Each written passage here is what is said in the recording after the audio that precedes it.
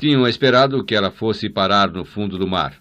Talvez a tivessem liquidado ali mesmo, se não tivesse chegado uma turma de socorro que a levou para o hospital. Conseguiram então outro jipe, simularam uma batida e fizeram-se antes que a polícia chegasse. Quem são essas pessoas a quem se refere? Perguntou Rhys. Quem fez tudo isso teve auxílio. É por isso no plural. Quem poderia querer matar-me? Perguntou Elizabeth. A mesma pessoa que matou seu pai. Ela teve uma súbita impressão de irrealidade, como se nada daquilo estivesse acontecendo. Era tudo um pesadelo que em breve se dissiparia. Seu pai foi assassinado, continuou Max. Escalou a montanha com um falso guia que o matou. Seu pai não foi a Chamonix sozinho. Havia alguém com ele. Quem? Perguntou Elizabeth com um fio de voz. Max olhou para Rhys e disse: seu marido. Essas palavras ressoaram sinistramente nos ouvidos de Elizabeth. Pareciam vir de muito longe, crescendo e diminuindo. Elizabeth teve a impressão de que estava perdendo o juízo. Eu não estava com Sam quando ele foi morto, disse Rhys. Esteve em Chamonix com ele, insistiu Max. É verdade, mas parti de Chamonix antes que Sam iniciasse a sua escalada. Disse isso, Rhys? Perguntou Elizabeth. Rhys pareceu exumento. Em seguida tomou uma decisão e começou a falar. Era um assunto que eu não podia discutir com ninguém. No ano passado, alguém tinha começado a sabotar a Roth & Sons. Tudo era feito com muita habilidade para que parecesse simplesmente uma série de acidentes. Mas eu comecei a perceber que havia um plano por trás de tudo. Fui falar com Sam e então combinamos contratar uma agência particular para investigar os fatos. Elizabeth sabia o que ele ia dizer e foi dominada ao mesmo tempo por uma onda de alívio e por um sentimento de culpa. Rhys sabia do relatório. Devia ter confiado nele, devia ter contado tudo a ele, em lugar de guardar os receios para si mesma. Rhys continuou a falar com Max Hornung. Sam Roth recebeu um relatório que confirmou as minhas suspeitas. Ele me convidou a ir até Chamonix para discutir o caso com ele. Fui. Resolvemos guardar sigilo sobre tudo até sabermos quem era o responsável pelo que estava acontecendo. É evidente que o sigilo não foi absoluto. Sam foi morto porque alguém sabia que estávamos nos aproximando da verdade. O relatório desapareceu. Eu vi o relatório, disse Elizabeth, a quem Rhys olhou com surpresa. Estava entre os objetos de Sam recolhidos pela polícia em Chamonix. O relatório indicava que o culpado era alguém da diretoria da Roth & Sons, mas todos eles têm ações da companhia. Por que haveriam de querer destruí-la? Max explicou. Não estão tentando destruí-la, Sr. Williams.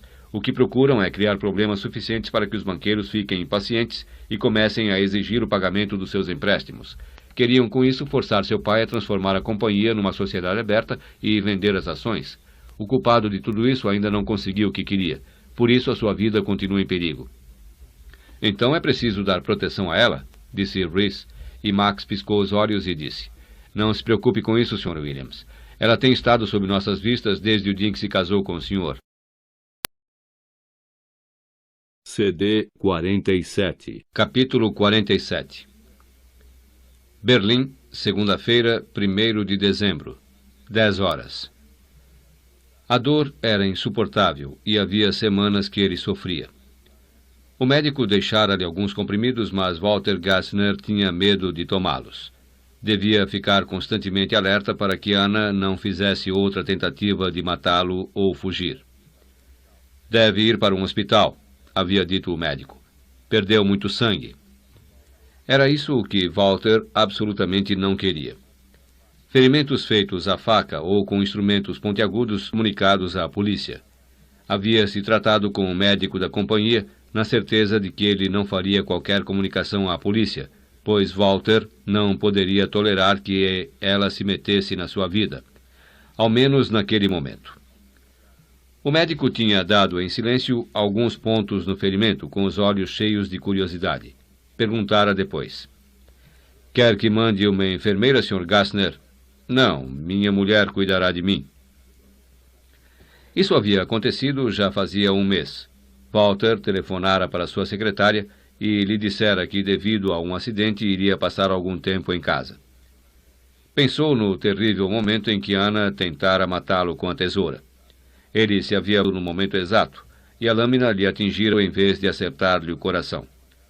Quase desmaiara com a dor e o choque, mas ainda conservara a consciência o tempo suficiente para arrastar Ana para o quarto e trancá-la. E durante todo o tempo ela não parara de gritar. O que você fez com as crianças? O que fez com as crianças? Desde então, Walter a mantivera trancada. Preparava a comida dela, levava uma bandeja ao quarto de Ana, abria a porta e entrava. Ela ficava sempre encolhida num canto dele, e só vivia perguntando num sussurro, o que você fez, crianças? Às vezes, ele abria a porta e a encontrava com o ouvido colado à parede, procurando escutar as vozes do filho e da filha. A casa estava vazia agora, e só os dois estavam lá dentro. Walter sabia que havia muito pouco tempo a perder. Os seus pensamentos foram, de repente, interrompidos por um leve ruído. Escutou. Tornou a ouvir. Alguém estava andando pelo corredor de cima. Entretanto, a casa devia estar vazia. Ele mesmo fechara todas as portas. No andar de cima, a senhora Mendler estava arrumando a casa. Trabalhava como faxineira e era a segunda vez que ia àquela casa. Não gostava de lá. Quando trabalhara ali na quarta-feira anterior, o senhor a havia acompanhado como se tivesse receio de que ela rouba coisa. Quando ela se preparava para subir, ele falara bruscamente com ela, pagara o dia e a mandara embora. Havia alguma coisa no jeito do homem que lhe metia medo. Naquele dia ainda não o vira, graças a Deus.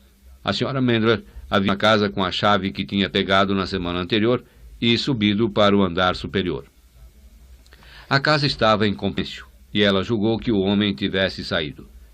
Já havia arrumado um dos quartos onde não encontrara nada senão algumas moedas espalhadas e uma caixinha dourada de pílulas. Seguiu então o corredor até o quarto vizinho e tentou abrir a porta. Estava trancada. Estranho. Talvez o homem guardasse alguma coisa de muito valor lá dentro. Forçou a maçaneta e então ouviu uma voz de mulher vinda de dentro do quarto perguntar. Quem é? A senhora Mendler recuou assustada. Quem é? Quem está aí? Sou eu, a faxineira. Não quer que arrume o seu quarto? Não pode entrar. Estou trancada. Socorro. Por favor, chame a polícia. Diga que meu marido matou meus filhos. Agora vai me matar. Depressa. Saia daqui antes que ele... Nesse momento, agarraram violentamente a senhora Mendler pelo braço e ela se viu frente a frente com o Sr. Gassner, que estava mortalmente pálido. O que está espionando aqui? Perguntou ele, apertando-lhe dolorosamente o braço. Não estou espionando nada. Sou a faxineira, e hoje é meu dia. A agência me disse... Eu disse que não queria mais ninguém. Eu... Procurou lembrar-se. Havia telefonado mesmo para a agência? Pensara em fazer isso, mas sentira tantas dores que talvez tivesse esquecido. A senhora Mendler olhava para ele aterrada. Não me disseram nada. Ele ficou parado para ver se escutava algum barulho por trás da porta fechada, mas o silêncio era completo. Voltou-se para a faxineira. Vá embora daqui, e não volte. A senhora Mendler saiu mais que depressa da casa. O homem não lhe pagara o dia, mas ela pegara a caixinha dourada de pílulas e as moedas que encontrara espalhadas pelo quarto. Tinha pena da pobre mulher trancada no quarto. Gostaria de ajudá-la, mas não queria envolver-se no caso. Tinha ficha na polícia. Em Zurique, o detetive Max Hornung lia o seguinte teletipo recebido da sede da Interpol em Paris. Número da fatura do filme Virgem usado no filme Assassino vendido a Roth & Sons não pôde ser obtido, pois funcionário não trabalha mais na companhia. Estamos investigando e comunicaremos todas as informações obtidas. Em Paris, a polícia retirava das águas do Sena o corpo nu de uma mulher de quase 20 anos, loura. Tinha uma fita vermelha amarrada no pescoço. Em Zurique, Elizabeth Williams fora colocada sob proteção permanente da polícia. CD 48. Capítulo 48. A luz branca se acendeu, indicando que havia uma ligação para a linha direta de Rhys Williams. Nem meia dúzia de pessoas sabiam desse número. Pegou o telefone. Alô? Bom dia, querido. Não era possível confundir aquela voz gutural e diferente. Você não devia telefonar para mim. A mulher riu. Você nunca se preocupou com essas coisas? Não me diga que Elizabeth já o dominou. O que você quer? Perguntou Rhys.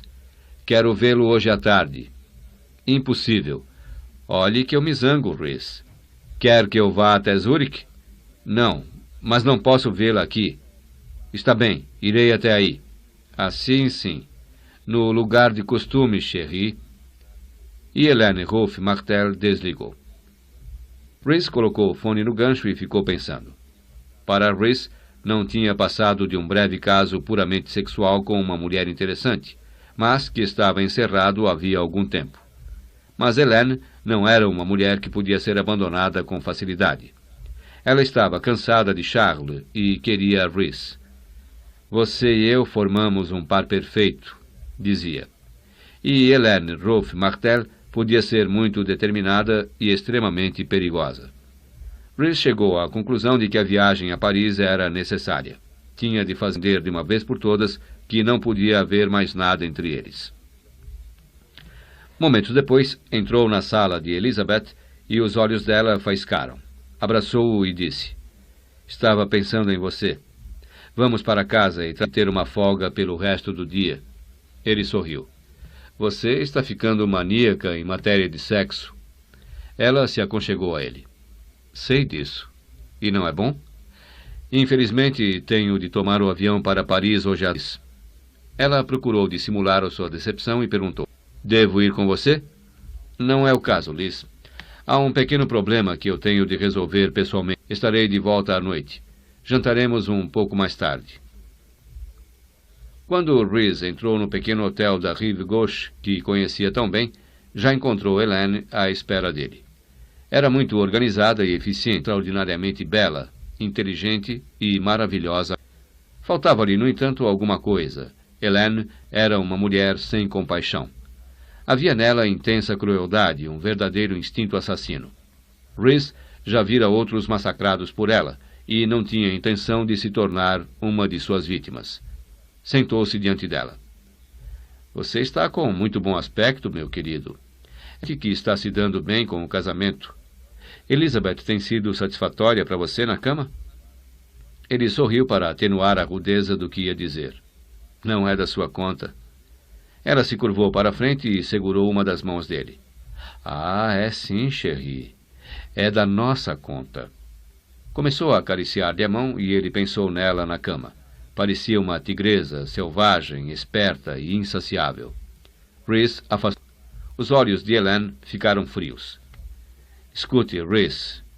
Como é ser presidente da Rolfe & Sons? Ele quase havia esquecido o quanto ela era ambiciosa. Lembrou-se de longas conversas que já haviam tido. Ela tinha a obsessão de dominar a companhia. Você e eu, Rhys. Se Sam estivesse fora do caminho, nós dois nos dirigir a companhia. Até nos momentos mais arrebatados de amor, ela murmurava: A companhia é minha, meu bem. Tenho nas veias o sangue de Samuel Rolfe. A companhia é minha. Eu a quero. Foda-me, Rhys. O poder era o afrodisíaco de Helene. O perigo também. O que você quer comigo, Helene? Acho que já está na hora de nós dois fazermos alguns planos. Não sei do que você está falando. Eu o conheço muito bem, Rhys. Você é ainda mais ambicioso do que eu. Por que acompanhou Sam como uma sombra quando teve ótimas propostas para dirigir outras companhias? Sabia muito bem que um dia iria dirigir a Rolfe & Sons. Fiquei porque gostava de Sam. É claro, Chérie, disse ela, rindo. E hoje está casado com a filhinha encantadora dele. Tirou um cigarro da bolsa e acendeu-o com um isqueiro de platina. Charles me disse que Elizabeth mantém o controle acionário da companhia e ainda se recusa a abrir mão dele. É verdade, Helene. Naturalmente, já deve ter pensado que, se ela sofrer um acidente, você herdará tudo, não é? Rhys olhou demoradamente para ela. CD 49. Capítulo 49. Ivo Palazzi estava em sua casa em Olgiata e olhava pela janela quando viu uma coisa simplesmente horripilante. Donatella e os 3 garotos vinham chegando pela entrada de carros. Simonetta estava no andar de cima cochilando. Ivo saiu às pressas ao encontro de sua segunda família. Estava com tanta raiva que tinha vontade de matar. Tinha sido tão bom, tão amigo, tão carinhoso para com aquela mulher, e a recompensa que ela lhe dava era a tentativa deliberada de destruir-lhe a carreira, o casamento e a vida. Viu Donatella saudando a Flávia, que ele tão generosamente lhe dera. Para dizer a verdade, ela nunca lhe parecera tão bela quanto naquele instante. Os garotos saltaram também e correram para abraçá-lo e beijá-lo. Ivo sentiu que os amava demais. Desejava apenas que Simonetta não acordasse naquele momento. Vim falar com sua mulher, disse cerimoniosamente Donatella. Vamos entrar, garotos. Não, ordenou Ivo. Como você vai me impedir? Se eu não falar com ela hoje, falarei amanhã. Ivo estava imprensado contra a parede e não via saída. Sabia, porém, que não podia deixar que ninguém destruísse aquilo que lhe custara tanto conseguir. Ivo se considerava um homem de bem e detestava o que tinha de fazer. Mas era preciso, não só por ele, mas por Simonetta, por Donatella e por todos os seus filhos. Eu lhe darei seu dinheiro, disse a Donatella. Daqui a 5 dias. Está bem. 5 dias, disse Donatella com os olhos fixos nele. Em Londres, Sir Alec Nichols estava tomando parte num debate na Câmara dos Comuns. Fora escolhido para fazer um importante discurso político a respeito das repetidas greves que estavam desarticulando a economia britânica. Tinha, porém, dificuldade em concentrar-se. Pensava na série de telefonemas que recebera naquelas últimas semanas. Conseguiam encontrá-lo onde quer que ele estivesse, no clube, no barbeiro, nos restaurantes, em reuniões comerciais. Alec sempre desligava sem dizer palavra. Sabia que o que estavam querendo era apenas o começo. Depois que o tivessem sob controle, achariam um jeito de apoderar-se das suas ações e deteriam então uma parcela da gigantesca indústria farmacêutica que fabricava drogas de todas as espécies. Não podia deixar que isso acontecesse. Telefonavam-lhe de 4 a 5 vezes por dia, até que os seus ficaram de miséria. O que preocupava Alec naquele dia era não ter recebido ainda qualquer telefonema. Havia esperado o telefonema de manhã na hora do café e mais tarde quando almoçava no White's. Mas ninguém lhe telefonara, e ele não podia livrar-se da ideia de que aquele silêncio era mais sinistro que todas as ameaças. Procurou, entretanto, esquecer-se de tudo à tribuna da Câmara. Ninguém é mais dos trabalhadores do que eu. Nossa força de trabalho é a grandeza ao país. Os trabalhadores alimentam as nossas usinas e movem as nossas fábricas. São a verdadeira elite do país, a espinha dorsal que torna a Inglaterra alta e forte entre as nações. Fez uma pausa e continuou. Havia períodos na vida de toda a nação em que é preciso sacrifícios. Falava mecanicamente, pensando todo o tempo se a sua atitude teria afugentado os chantagistas. Afinal de contas, não passavam de chantagistas vulgares. E ele era Sir Alec Nichols, baronete e membro do parlamento. Nada poderiam fazer contra ele. Com toda a certeza, tinham desivez. Daí por diante, deixá-lo-iam em paz. Terminou seu discurso entre aplausos entusiásticos do plenário. Já ia saindo quando um funcionário se aproximou dele. Tenho um recado para o senhor, Sir Alec. O que é? Deve ir para casa o mais depressa possível. Houve um acidente. Estavam levando Vivian para uma ambulância quando Alec chegou à casa. Havia um médico ao lado dela. Alec parou o carro junto ao meio-fio e saiu correndo, mas parou de repente. Olhou para o rosto inconsciente de Vivian e perguntou ao médico. O que houve? Não sei, Sir Alec. Recebi um telefonema anônimo que estava num acidente. Quando cheguei, encontrei Lady Nichols caída no quarto com as rótulas perfuradas por 2 pregos cravados no chão. Alec fechou os olhos, lutando contra o acesso de náusea que o invadia. Sentia subir-lhe a garganta. Faremos tudo o que estiver ao alcance. mas convém que prepare o espírito para uma coisa. Talvez ela nunca mais possa andar. Alec sentia dificuldade em respirar. Encaminhou-se para a ambulância. Ela está sob o efeito de um sedativo bem forte, disse o médico. Não poderá reconhecê-lo. Alec subiu à ambulância e se sentou num banco ao lado da mulher, sem ver as portas se fecharem e sem ouvir o silvo da sirena logo que o veículo começou a mover-se. Segurou as mãos frias de Vivian. Alec, murmurou ela, abrindo os olhos. Os olhos de Alec ficaram cheios de lágrimas. Oh, minha querida, 2 homens mascarados me agarraram, quebraram minhas pernas. Nunca mais poderei dançar. Vou ficar aleijada. Você me quer assim mesmo, Alec? Encostou a cabeça no ombro dela e chorou. Eram lágrimas de desespero e de agonia, e de mais alguma coisa que ele hesitava em reconhecer. Havia uma espécie de angustiado conforto no seu sofrimento. Se Vivian ficasse aleijada, ele poderia cuidar dela com todo carinho, e ela não o deixaria por mais ninguém. Alex sabia, porém, que os seus problemas não estavam terminados. Os inimigos ainda não deviam estar satisfeitos. Aquilo era apenas um aviso. A única maneira deles era dar-lhes o que queriam, o mais depressa possível. CD 50. Capítulo 50. Zurique, quinta-feira, 4 de dezembro. Era exatamente meio-dia quando a ligação chegou à mesa telefônica da sede da Polícia Criminal em Zurique. O telefonema foi encaminhado ao inspetor-chefe Schmid e, quando este acabou de falar, mandou chamar o detetive Max Hornung. Está tudo acabado, disse ele a Max. O caso Rolf está resolvido. Já encontraram o assassino. Pode ir para o aeroporto. Tenho tempo exato para pegar o avião. E para onde eu vou? Perguntou Max.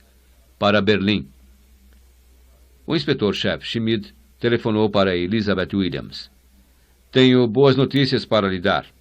Não tem mais necessidade de proteção policial. O assassino foi capturado. Elizabeth segurava nervosamente o fone. Ia, afinal, saber o nome do seu implacável inimigo. Quem é ele, inspetor? Walter Gassner. Iam em alta velocidade pela Autobahn em direção a Wannsee. Max ia no banco de trás em companhia do Major Wageman. 2 detetives estavam no banco da frente. Tinham ido esperar Max no aeroporto de Tempelhof e o Major Wageman havia explicado a situação.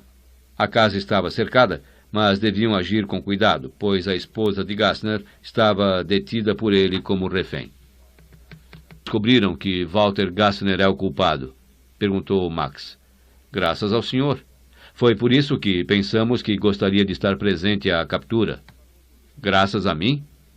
Falou-me no psiquiatra a quem ele foi consultar. Baseado nisso, mandei a descrição de Gassner a outros psiquiatras e apurei que ele consultou uma meia dúzia deles. Usava de cada vez um nome diferente e então desaparecia. Sabia que estava doente. A mulher dele nos telefonou pedindo socorro alguns meses antes. Mandamos um dos nossos homens até lá, mas ela o despistou com evasivas. Hoje de manhã, recebemos um telefonema de uma faxineira, a senhora Mendler. Disse-nos que tinha ido trabalhar na casa de Gassner na segunda-feira e que falou com a mulher dele através da porta fechada de um quarto. A senhora disse a ela que o marido matara os 2 filhos do casal e matá-la. Max piscou os olhos. Isso aconteceu na segunda-feira? E a tal mulher só telefonou para a polícia hoje? A senhora Mendler tem uma longa ficha de contravenções e teve receio de nos procurar. Ontem à noite discutiu o caso com o companheiro dela e os 2 resolveram. Haviam chegado a Wannsee. Pararam o carro a alguma distância da casa, atrás de um sedã. Um homem saiu do carro e dirigiu-se ao encontro do Major Wageman e Max. Ele ainda está na casa, Major. Os meus homens estão cercando tudo. Sabe se a mulher ainda está viva? Não dá para ver. Todas as estão fechadas. Muito bem. Vamos com rapidez e em silêncio, dentro de 5 minutos. O homem saiu às pressas. O Major Wageman tirou do carro um pequeno aparelho receptor transmissor. Começou então a dar ordens. Max não o estava escutando.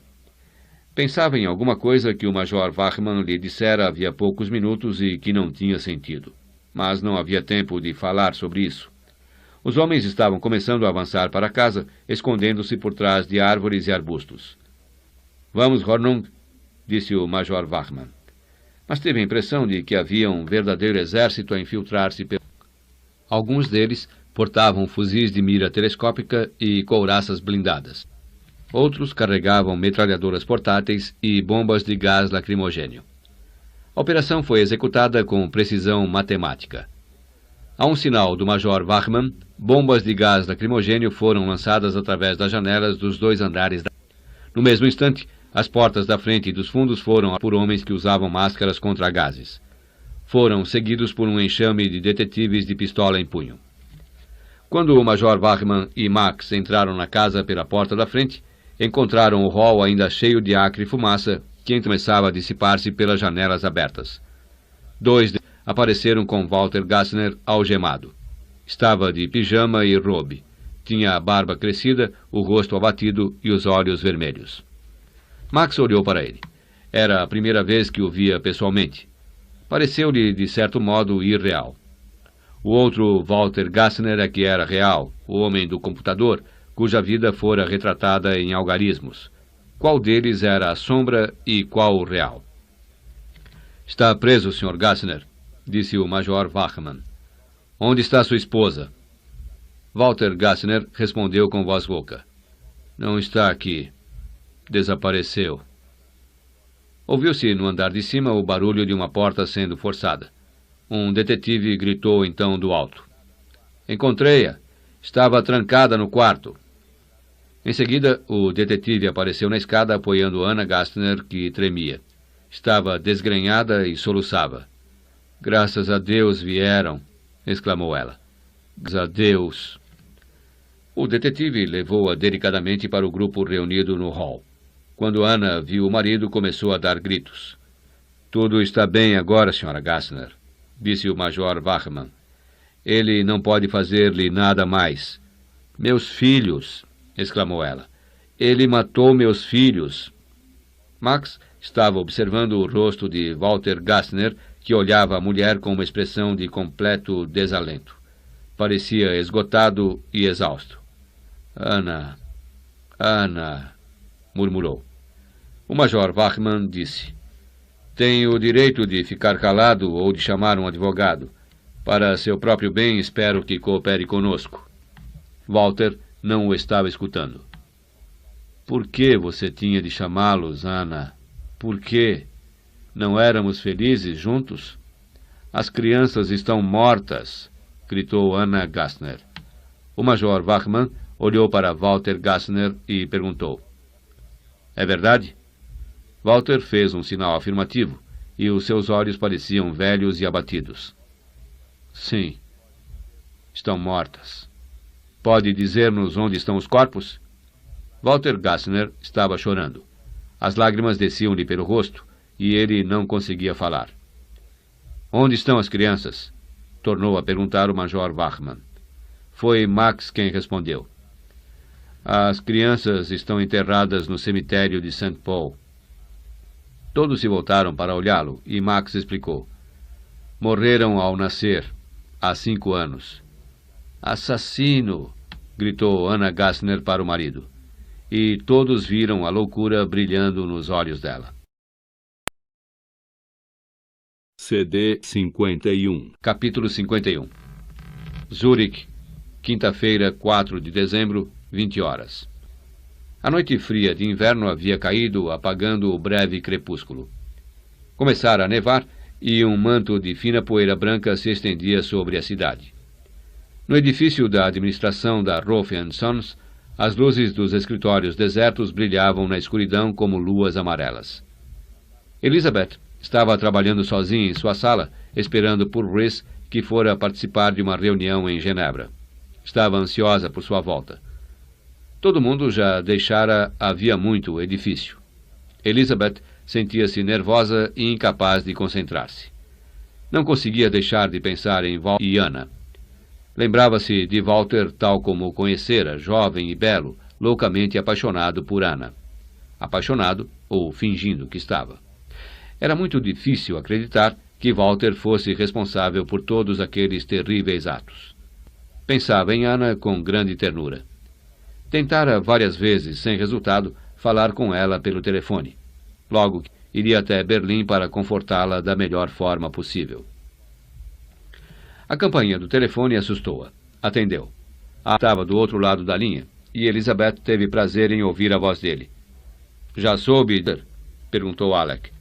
"Já, é horrível. Posso acreditar." "Não acredite mesmo, Elizabeth." Ela pensou que não estivesse ouvindo bem. "Como?" "Não acredite. Walter não é culpado." "Mas a polícia disse..." "A polícia errou. Walter foi a primeira pessoa que eu e Sam investigamos. Foi liberado por nós. Não era o homem que estávamos procurando." Elizabeth sentiu-se mergulhada em completa confusão. "Não era o homem que estávamos procurando?" "Não compreendo o que está falando, Alec." "É difícil dizer essas coisas pelo telefone, mas ainda não tive uma oportunidade de falar com você sozinha." "Falar comigo de quê?" "Desde o ano passado, alguém vem sabotando a companhia. Houve uma explosão numa de nossas fábricas na América do Sul. Houve roubos de patentes e drogas perigosas foram trocadas de embalagem. Não tenho tempo agora de lhe relatar tudo o que houve. Fui procurar Sam e lhe sugeri que contratasse uma agência para encontrar o culpado. Combinamos não falar sobre isso com mais ninguém." Foi como se a terra se tivesse aberto aos pés de Elizabeth. Era Alec que falava pelo telefone, mas a voz que ela ouvia era Chris a dizer-lhe a mesma coisa, a afirmar-lhe que tinha discutido com Sam e que tinham resolvido contratar uma agência particular. Alec prosseguiu. "Quando a agência concluiu o relatório, Sam o levou para Chamonix e nós o discutimos pelo telefone."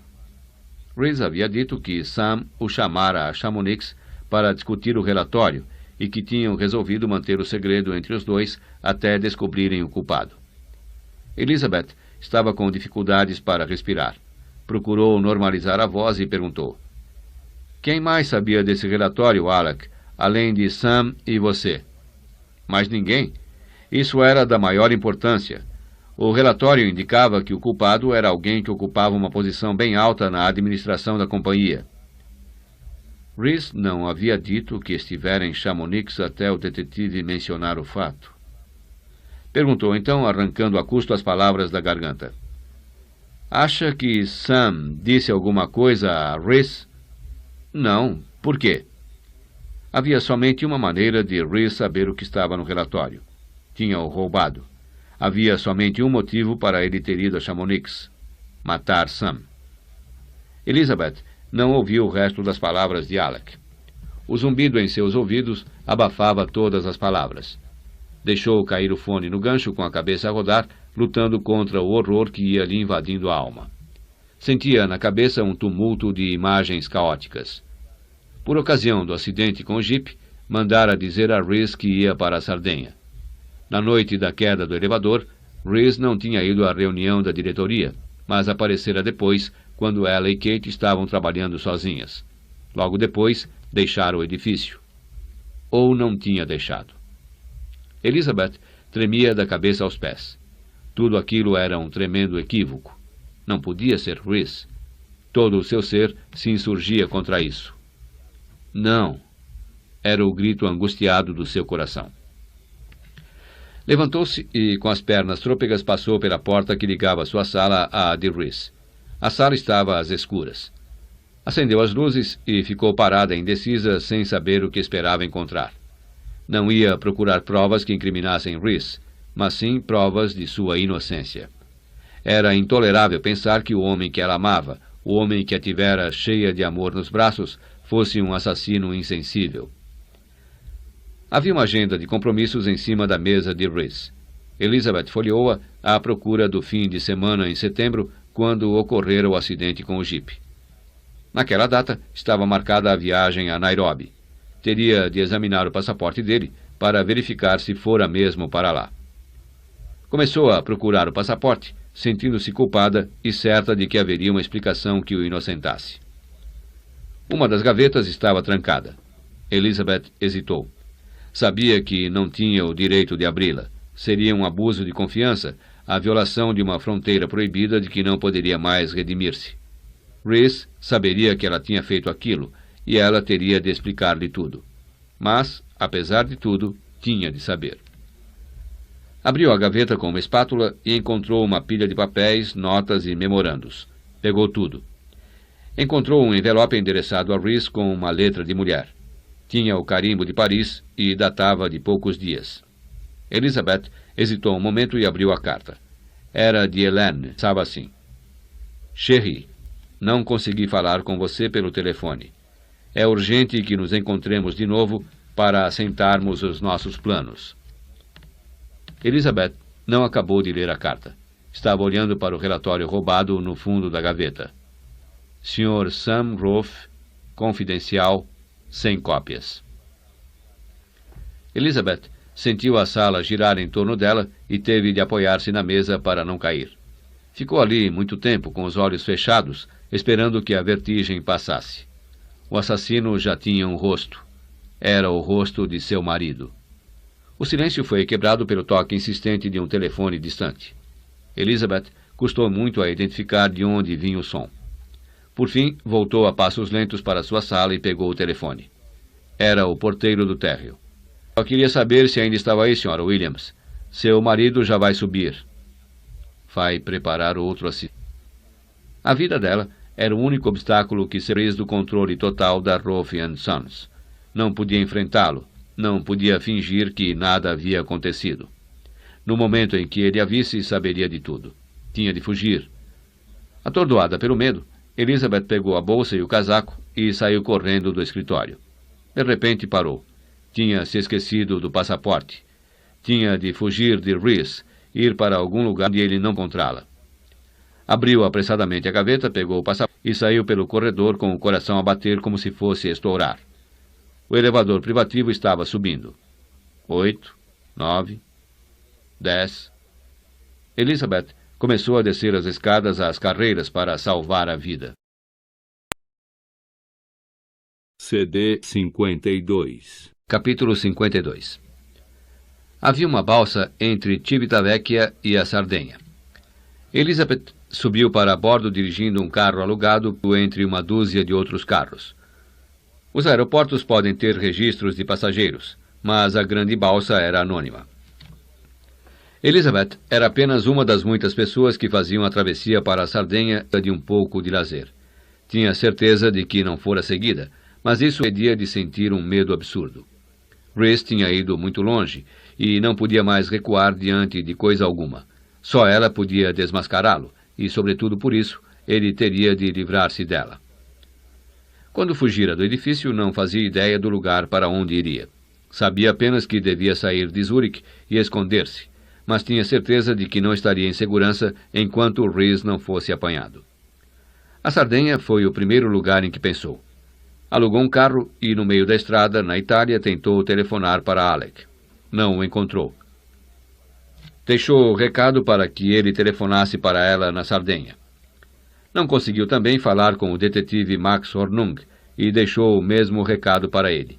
Iria para a vila na Sardenha, mas dessa vez não estaria sozinha, pois teria a polícia para protegê-la. Quando a balsa chegou a Olbia, Elizabeth viu que não seria necessário procurar a polícia. Esta a esperava no cais, na pessoa de Bruno Campagna, o detetive que ela conhecera em companhia do delegado Ferraro. Fora Campagna quem a levara para ver o jipe na garagem depois do acidente. O detetive correu para o carro de Elizabeth.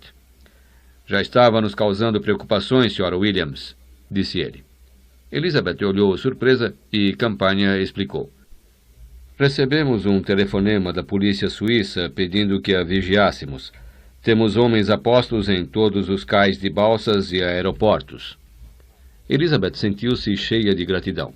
Max Hornung recebera o seu recado. Quer que eu dirija o carro? Perguntou o detetive Campagna, vendo como Elizabeth estava abatida.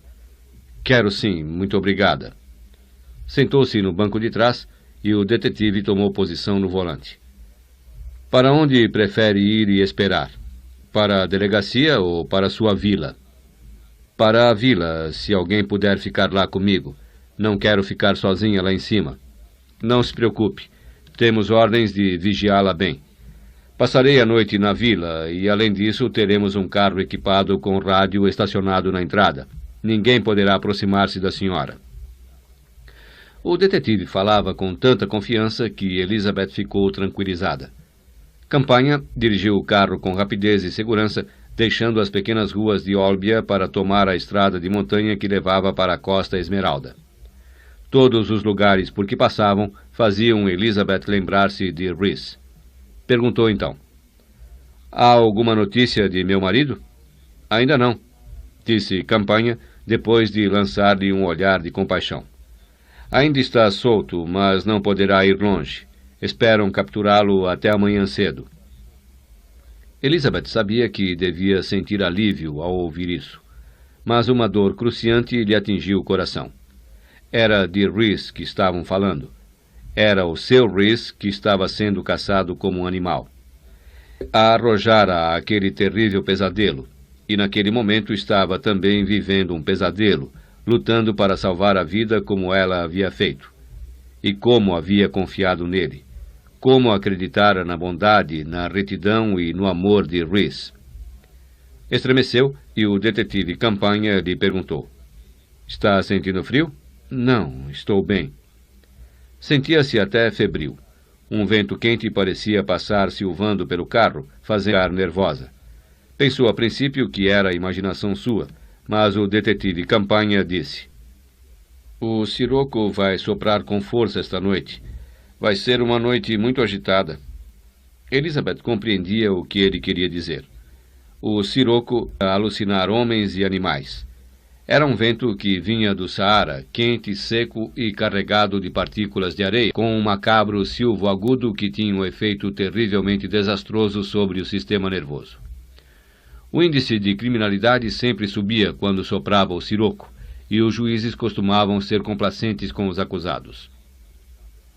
Uma hora depois, a vila surgiu da escuridão à frente deles. O detetive Campanha seguiu pela estrada de carros, parou diante da porta da casa e desligou o motor. Depois, deu a volta em torno do carro e abriu a porta do lado de Elizabeth. "Seria bom que ficasse bem junto de mim, Sra. Williams. Ninguém sabe o que pode acontecer." "Está bem." Encaminharam-se para a porta da frente da vila às escuras. "Tenho certeza de que ele não está aqui, mas não vou facilitar. Quer me dar a chave?" Elizabeth entregou-lhe a chave. O detetive fê-la chegar um pouco para o lado e abriu a porta de pistola em punho. Entrou e ligou o interruptor. O hall ficou todo iluminado. "Gostaria que me mostrasse a casa", disse o detetive Campanha. "Temos de olhar tudo." Começaram a percorrer a casa e o detetive acendendo a luz em todas as peças. Revistava os armários e os cantos e examinava se as janelas estavam bem fechadas. Quando voltaram à grande sala do térreo, Campse: "Agora, se me dá licença, vou telefonar a CIA." "Está bem", disse Elizabeth, levando-o para o escritório. Campanha pegou o telefone e discou. Uma vez disse: "Fala o detetive Campanha. Estamos na vila. Vou passar a noite aqui. Mandem um carro da patrulha para ficar estacionado na entrada da vila." "Sim, ela está muito bem. Apenas um pouco cansada. Mais tarde telefonarei de novo." Elizabeth deixara-se cair numa poltrona. Estava muito nervosa e sabia que no dia seguinte iria ser pior. Muito pior. Ela estaria em segurança, mas Rhys poderia estar morto ou jogado numa prisão. Fosse como fosse, apesar de tudo o que ele havia feito, essa ideia era intolerável. O detetive Campanha olhava com um ar de preocupação. "Sabe que eu gostaria de uma xícara de café agora? E a senhora?" "Vou fazer", disse Elizabeth, fazendo menção de levantar-se. "Nada disso. Fique onde está. Minha mulher diz que ninguém faz café como eu." Elizabeth sorriu e tornou a recostar-se na poltrona. Não percebera até então como estava emocionalmente esgotada. Pela primeira vez, reconhecia que, mesmo durante a conversa pelo telefone com Alec, julgara que devia haver algum engano e que Rhys era inocente. Ainda durante a fuga, alguma coisa em seu coração lhe dizia que não era possível que ele tivesse feito aquelas coisas terríveis, que tivesse matado Sam, que a tivesse amado e a tudo quisesse matá-la. Só um monstro seria capaz de fazer tudo aquilo, e graças a isso uma pequena luz de esperança brilhava dentro dela. Quase morrera quando o detetive dissera que ele não poderia ir muito longe e estaria preso até o dia seguinte. Era muito doloroso pensar em tudo isso, mas ela não podia pensar em mais. Desde quando Rhys planejara apoderar-se da companhia? Com certeza desde o momento em que conhecera numa escola da Suíça uma impressionável mocinha solitária de 15 anos. Decidira naquele momento que iria lograr Sam por intermédio da filha dele. Tudo fora muito fácil para ele. O jantar no Maximes, as longas conversas amistosas através dos anos e o encanto, o irresistível encanto de Rhys. Fora muito paciente, esperar até que ela se tornasse uma mulher, e o mais revoltante de tudo era que Rhys não se dera ao trabalho de fazer-lhe a corte. Ela lhe facilitara tudo, e como ele devia ter rido. Pensou em Helene. Estaria ela metida também em toda essa trama suja? Onde estaria Rhys? Seria morto pela polícia quando fosse encontrado? Começou a chorar incontrolavelmente. Sra. Williams. O detetive Campanha estava ao lado dela com uma xícara de café. Tome o café e se sentirá melhor. Desculpe, disse Elizabeth. Não costumo proceder assim. Ora essa? Acho até que está reagindo molto bene. Elizabeth tomou um gole de café. Ele havia acrescentado alguma coisa. Olhou para o detetive e ele sorriu. Achei que um gole de uísque no café não lhe faria mal algum. Sentou-se perto dela em silêncio. O homem era uma boa companhia. Jamais conseguiria ficar ali sozinha. Tinha de saber antes o que acontecera a Rhys, se ele estava preso ou fora morto. Acabou de tomar o café. O detetive Campanha olhou para o relógio e disse: O carro da patrulha deve chegar a qualquer momento. 2 homens ficarão vigiando tudo a noite inteira. Eu vou ficar aqui embaixo. Não me leve a mal, mas acho melhor a senhora subir e procurar dormir um pouco. Eu não conseguiria dormir, murmurou Elizabeth. Mas no mesmo instante em que disse isso, um imenso cansaço a dominou. A longa viagem e a tensão sob a qual estava vivendo começavam a ter efeito sobre ela. Em todo caso, vou me deitar um pouco. Tinha dificuldade em articular as palavras. Elizabeth estava deitada na cama lutando contra o sono. Não lhe parecia direito dormir enquanto Rhys estava sendo caçado. Imaginou-o abatido a tiros em alguma rua escura e sentiu um arrepio pelo corpo. Procurou manter os olhos abertos, mas as pálpebras lhe pesavam terrivelmente. Quando fechou os olhos, sentiu-se escorregar sem esforço no brando colchão do nada. Algum tempo depois, ela foi despertada por gritos. CD 53. Capítulo 53. Elizabeth sentou-se na cama com o coração a bater descompassadamente e sem saber o que a acordara. Tornou a ouvir. Era um grito lúgubre e longo, como o de alguém que estivesse morrendo. Parecia vir de perto da sua janela. Elizabeth correu para a janela e abriu-a. A noite, iluminada por uma fria lua de inverno, parecia uma paisagem de Daumier. As árvores escuras eram sacudidas por um vento impetuoso. Ao longe, muito abaixo, o mar se encapelava. Ouviu de novo o grito. Compreendeu então o que era. As rochas cantantes. O siroco estava forte e soprava pelos rochedos produzindo aquele som, que era quase um grito de socorro humano. Identificou-o sem demora com a voz de Rhys chamando por ela, pedindo a sua ajuda. Desvairada, tapou os ouvidos com as mãos, mas não deixou de escutar. Foi até a porta do quarto e ficou espantada de ver como estava fraca. A exaustão lhe toldava as ideias. Saiu para o corredor e começou a descer as escadas. Era como se estivesse sob a ação de alguma droga. Tentou chamar o detetive Campanha, mas da garganta só lhe saiu um fio de voz. Desceu, agarrando-se ao corrimão para não cair. Conseguiu levantar a voz e chamar o detetive Campanha. Não houve resposta. Foi de sala em sala, agarrando-se aos móveis. O detetive Campanha não estava em casa. Ela estava sozinha. Ficou parada no hall, completamente confusa, tentando raciocinar. O detetive havia saído um instante para falar com os homens da patrulha, sem dúvida, Foi até a porta da frente, abriu-a e olhou para fora. Não viu ninguém. Só a noite escura e o vento gemente. Com um sentimento crescente de medo, encaminhou-se para o escritório. Ia telefonar para a delegacia de polícia e saber o que acontecera. Pegou o telefone e percebeu que estava inteiramente mudo. Foi nesse momento que todas as luzes da casa se apagaram. CD 54. Capítulo 54. Em Londres, no Hospital Westminster, Vivian Nichols recobrava a consciência ao ser levada da sala de operações pelo longo corredor sombrio. A operação havia durado 8 horas. Apesar de tudo o que haviam feito os competentes cirurgiões, ela nunca mais poderia andar. Quando acordou, sentia terríveis dores e murmurava sem cessar o nome de Alec. Precisava dele ao seu lado, dizendo-lhe que não deixaria de amá-la. O pessoal do hospital não conseguiu encontrar Sir Alec. Em Zurique, na sala de comunicações da Polícia Criminal, era recebida uma mensagem da Interpol procedente da Austrália. O homem que comprara o filme para Roth & Sons fora descoberto em Sydney. Tinha morrido de um ataque cardíaco 3 dias antes. As suas cinzas iam ser mandadas para a Inglaterra.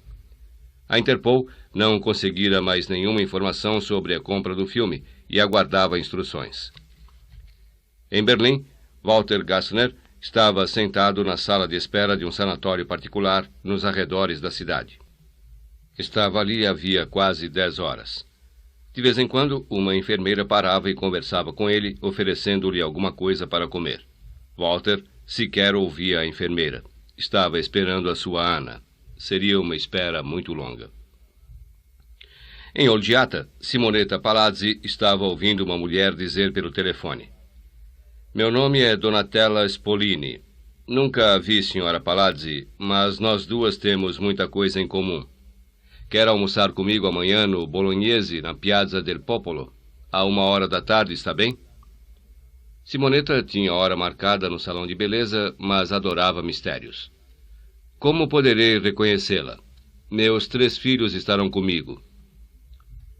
Em sua vila, em Le Vésinet, Hélène estava lendo uma carta que encontrara no consolo da lareira. Era de Charles, que tinha fugido e a deixara. Dizia ela: "Nunca mais me verá. Não tente procurar-me." Hélène Roth Martel rasgou a carta em pedacinhos. Iria vê-lo de novo. Iria encontrá-lo.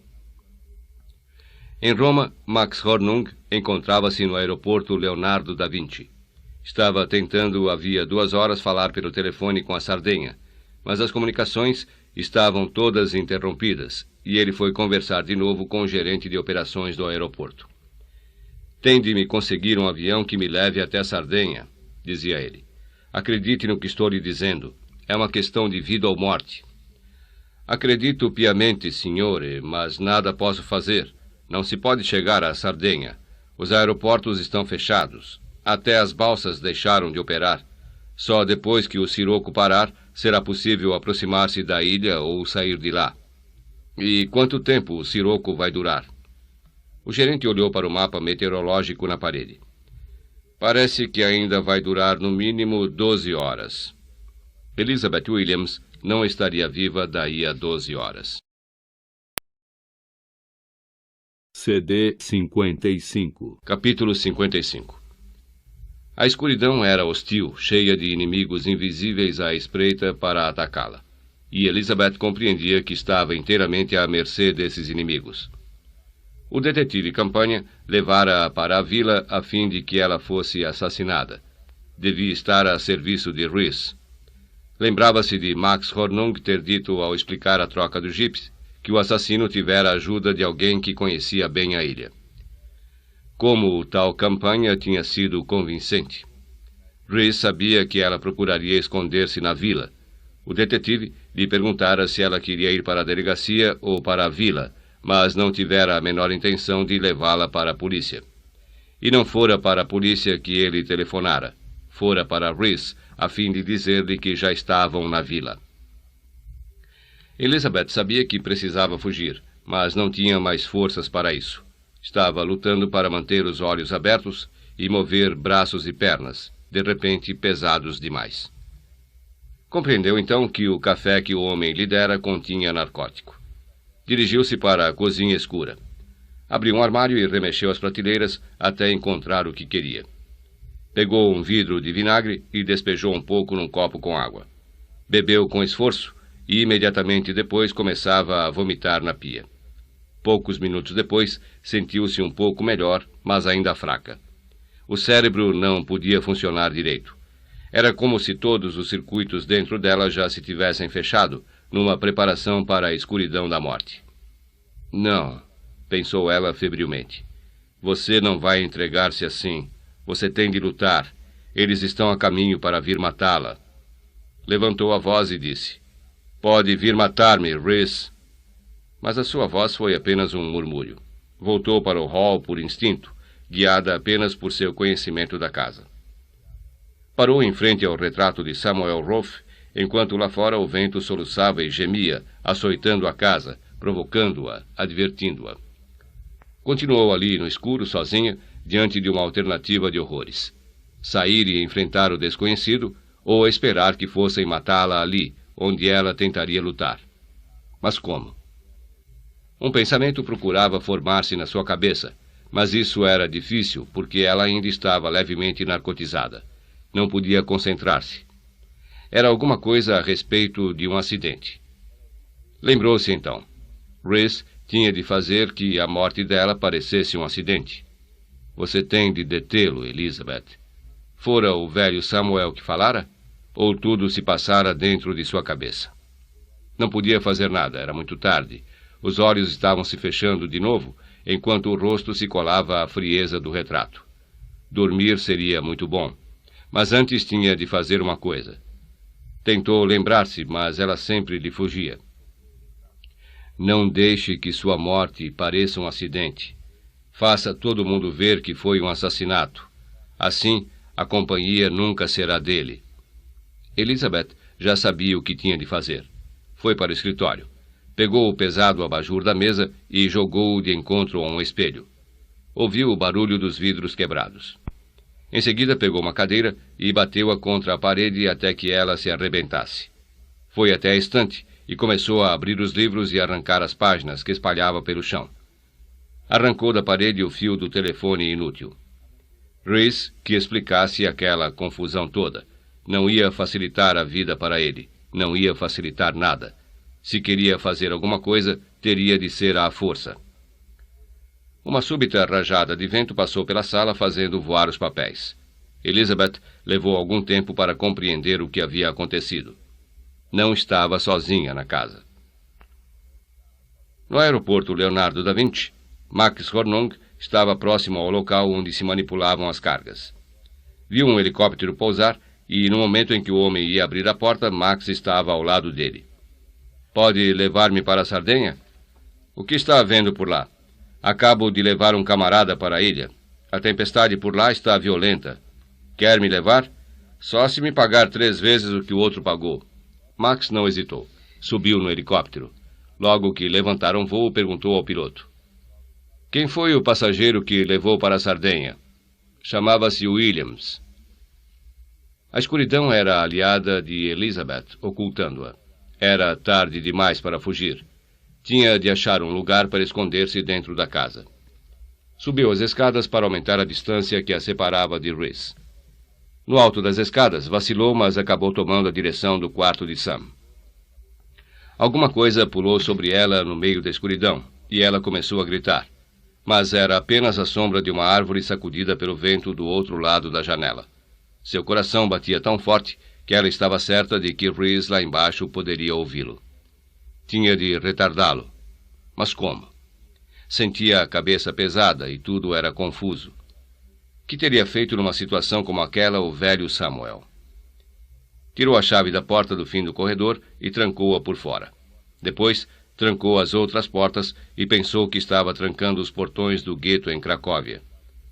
Elizabeth não sabia por que estava fazendo isso, mas lembrou-se de que havia matado o guarda Aram e não podia ser apanhada. Viu a luz de uma lanterna elétrica embaixo. Começava a subir as escadas, e isso lhe provocou um baque no coração. Rhys ia atacá-la. Elizabeth Começou a subir a escada da torre, mas no meio do caminho os joelhos começaram a dobrar-se. Escorregou para o chão e subiu o resto dos degraus gatinhando. Chegou ao alto e levantou-se. Abriu a porta da sala da torre e entrou. "A porta, feche a porta", disse Samuel. Elizabeth fechou a porta, mas sabia que isso não ia impedir a entrada de Rhys. Ele terá de arrombá-la, pensou ela. É mais violência que ele terá de explicar. A morte dela teria de parecer mesmo um assassinato. Empurrou móveis para escorar a porta. Agia com muita lentidão, como se a escuridão fosse um violento mar que lhe embargasse os movimentos. Empurrou uma mesa de encontro à porta, depois uma poltrona. Trabalhava automaticamente, lutando contra o tempo e procurando construir a sua frágil fortaleza contra a morte. Ouviu um baque surdo embaixo, logo seguido de outro e de mais outro. Era Rhys arrombando as portas dos quartos à procura dela. Seriam sinais de um ataque, uma pista que a polícia teria de seguir. Ela o havia enganado do mesmo modo que ele a enganara. Havia uma coisa que ela não compreendia. Se Rhys estava empenhado em fazer que a morte dela parecesse um acidente, por que estava arrombando as portas? Abriu as portas envidraçadas da sala da torre e deixou que o vento assobiasse em torno dela. Além do balcão, um abismo descia a pique para o mar. Daquela sala não havia possibilidade de fuga. Era ali que Rhys teria de atacá-la. Elizabeth procurou uma arma, mas não viu nada que pudesse servir. Esperou no escuro por seu assassino. O que Rhys estava esperando? Por que não punha logo a porta abaixo e não acabava com aquilo? Por quê? Alguma coisa não se ajustava. Ainda que Rhys levasse o corpo dela para dar-lhe fim de outra maneira, não poderia explicar a confusão encontrada na casa, o espelho quebrado, as portas arrombadas. Tentou colocar-se no lugar de Rhys e pensar no plano que ele poderia formular para explicar todas essas coisas sem que a polícia o considerasse suspeito da morte dela. Só havia um meio. E no momento em que a ideia ocorreu a Elizabeth, ela sentiu o cheiro acre da fumaça. CD 56. Capítulo 56. Max podia ver do helicóptero a costa da Sardenha, coberta por uma nuvem de poeira vermelha. O piloto gritou acima do barulho do aparelho. "A situação piorou muito. Não sei se vou poder pousar." "Tem de pousar", gritou Max. "Vá até Porto Cervo." O piloto olhou para Max. "Fica no alto de uma montanha terrível. Sei disso. Vai conseguir?" "As chances são de 70%. A favor ou contra?" "Contra." A fumaça se infiltrava por baixo da porta e pelas tábuas do assoalho. Um novo som se juntara aos gemidos do vento. Era o barulho das chamas, e Elizabeth sabia que era muito tarde para que ela escapasse com vida. Estava presa ali dentro. Sem dúvida, pouco importava a destruição de espelhos ou de portas, pois dentro de alguns minutos nada mais restaria dela nem da casa. Tudo seria consumido pelo fogo, como o laboratório e Emil Joplin haviam sido destruídos, e Rhys teria um álibi que o eximiria totalmente da culpa. Ele a vencera. Vencera a todos eles. A fumaça começava a entrar na sala aos borbotões, fazendo Elizabeth tossir. As chamas já atingiam a porta e ela sentia o calor. Foi a raiva que deu a Elizabeth ânimo para mover-se. Através da densa fumaça, correu às cegas para as portas envidraçadas do balcão. Abriu-as e saiu. No instante em que as portas foram abertas, as chamas entraram na sala lambendo as paredes. Elizabeth ficou no balcão respirando a plenos pulmões o ar fresco da noite, enquanto o vento lhe agitava as roupas. Olhou para baixo. O balcão se projetava da parede do prédio como uma ilha minúscula suspensa sobre o abismo. Não havia a menor esperança de fuga. Talvez... Elizabeth olhou para o telhado inclinado de ardósia acima de sua cabeça. Se houvesse algum meio de alcançar o telhado e passar para o outro lado da casa que não estava em chamas, poderia haver uma chance de salvação. Estendeu os braços para cima, mas não conseguiu alcançar as bordas do telhado. As chamas se aproximavam, envolvendo a sala. Havia, porém, uma possibilidade mínima, e Elizabeth resolveu tentá-la. Correu para dentro da sala cheia de fumaça e fogo, sentindo-se quase sufocada. Pegou a cadeira de seu pai e arrastou-a para o balcão. Procurando não perder o equilíbrio, subiu na cadeira. Podia agora alcançar o telhado com os dedos, mas não encontrava um só ponto a que pudesse agarrar-se. Tateou cegamente e em vão à procura de um ponto de apoio. Na sala, as chamas atingiam as cortinas e dançavam por todos os cantos, atacando os livros, o tapete e os móveis, aproximando-se do balcão. De repente, Elizabeth encontrou um ponto de apoio numa telha que se projetava dentre as outras. Os braços estavam pesados e ela não tinha certeza se conseguiria. Quando começou a levantar o corpo, a cadeira escorregou debaixo dos seus pés. Contudo, o que lhe restava de forças, continuou a subir e a segurar-se. Estava escalando os muros do gueto, lutando para salvar a vida. Esforçou-se, e afinal se viu em cima do telhado inclinado, quase sem fôlego. Subiu lentamente pelo telhado com o corpo comprimido contra as telhas, sabendo muito bem que, se escorregasse, iria cair no negro abismo lá embaixo. Chegou ao alto do telhado e parou para respirar um pouco e orientar-se. O balcão de que ela acabara de fugir estava em chamas. Não era possível voltar. Olhando para o outro lado da casa, Elizabeth viu o balcão de um dos quartos de hóspedes. Ainda não havia fogo ali, mas não estava segura de conseguir chegar lá. O telhado era bem inclinado, as telhas estavam soltas e o vento soprava fortemente daquele lado. Se falseasse o pé, nada haveria para deter-lhe a queda. Ficou ali algum tempo parada, com medo de tentar. De repente, como um milagre, um vulto apareceu no balcão do quarto dos hóspedes. Era Alec, que olhou para cima e disse calmamente: "Vai conseguir descer, menina, com a maior facilidade." Elizabeth criou alma nova. "Venha devagar", disse Alec.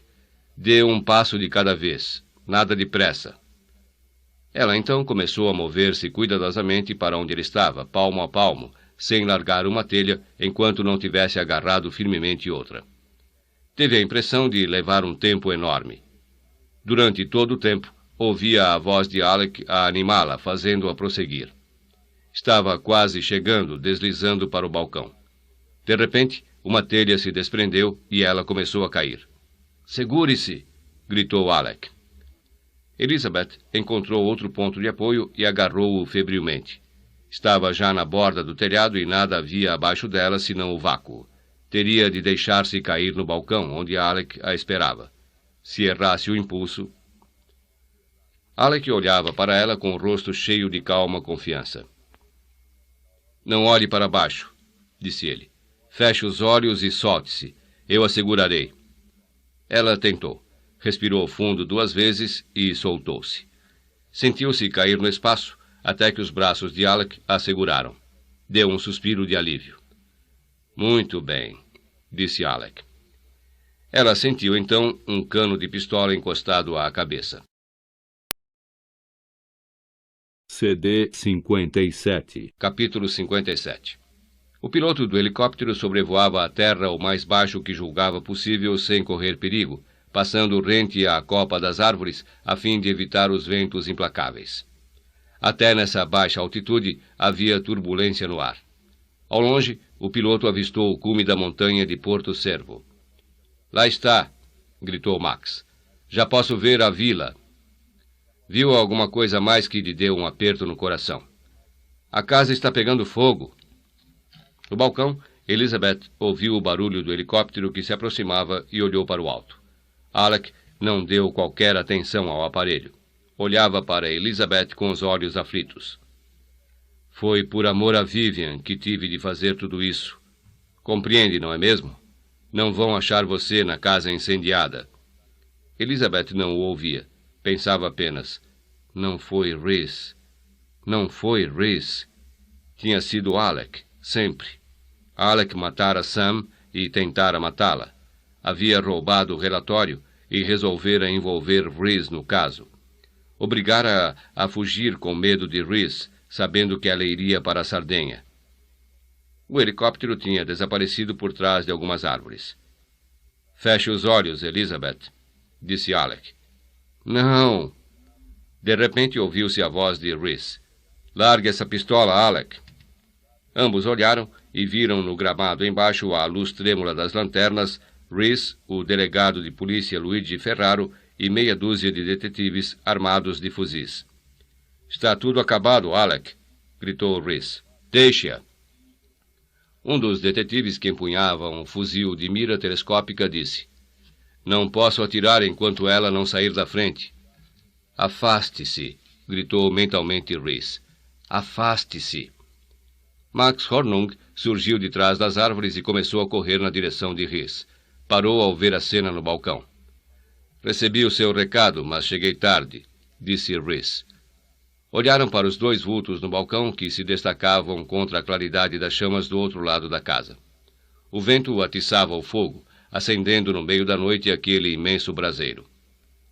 Elizabeth olhou para Alec e percebeu que o homem estava inteiramente desvairado e não havia mais. Afastou-se dele em direção à porta do balcão. No gramado, um dos detetives levantou o fuzil. Deu apenas um tiro. Alec cambaleou com o impacto e desapareceu no interior da casa.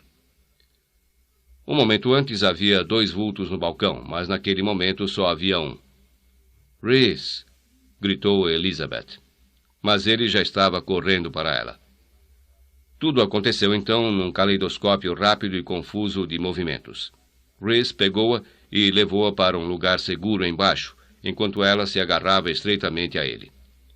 Estava deitada na grama com os olhos fechados e Rhys tinha-a nos braços e murmurava: "Minha querida, como a amo." Ela lhe escutava a voz cariciosa e não podia falar. Olhava para ele e via nos seus olhos todo o amor e toda a angústia, e havia muito que lhe queria dizer, mas estava cheia de culpa pelas horríveis suspeitas que tivera. Passaria o resto da vida com uma dedicação capaz de compensar esse erro. Estava, porém, muito cansada para pensar nisso, muito cansada para pensar em qualquer coisa. Era como se tudo aquilo por que passara tivesse acontecido a outra pessoa, em outro lugar, em outra época. O importante era que ela e Rhys estavam juntos. Os braços dele a cingiam apaixonadamente. Que isso durasse para sempre e seria o bastante. CD 58. Capítulo 58. Era como se ele estivesse entrando num recanto ardente do inferno. A densa fumaça enchia o quarto de formas quiméricas que logo se desfaziam. O fogo deu um salto na direção de Alec, chamuscando-lhe os cabelos, e ele ouviu na crepitação a voz de Vivian a chamá-lo, doce como um canto de sereia. Viu-a então subitamente iluminada, estendida na cama com o lindo corpo nu, tendo ao pescoço a mesma fita vermelha que usara na primeira vez em que fora dele. Chamou-o de novo com uma voz cheia de desejo. Dessa vez, era a ele que ela queria e não aos outros. "Você foi o único homem a quem amei", murmurou ela. Alec acreditava. Tinha de puni-la pelas coisas que ela havia feito, mas fora hábil e fizera outras pagarem pelos pecados dela. Todas as terríveis coisas que tinha feito eram por amor a ela. Aproximou-se e Vivian tornou a dizer: "Você foi o único homem a quem amei." E Alec sabia que era verdade. Ela abriu os braços para ele e Alec deixou-se cair ao lado dela. Abraçou-a e se fundiu a ela. Estava dentro dela e se transformara nela. Conseguiu satisfazê-la, e isso lhe causou um prazer que logo se transformou num sofrimento intolerável. Sentia o calor do corpo dela a consumi-lo, e, de repente, a fita vermelha do pescoço de Vivian se transformou numa língua de fogo que o atingiu. Nesse instante, uma trave do teto em chamas caiu sobre ele. Alec morreu como as mulheres tinham morrido, em êxtase. Fim do livro A Herdeira, de Sidney Sheldon. Gravado sem fins comerciais, para uso exclusivo de deficientes visuais, nos estúdios da Fundação Dorina Noel para Cegos, com a devida autorização da editora.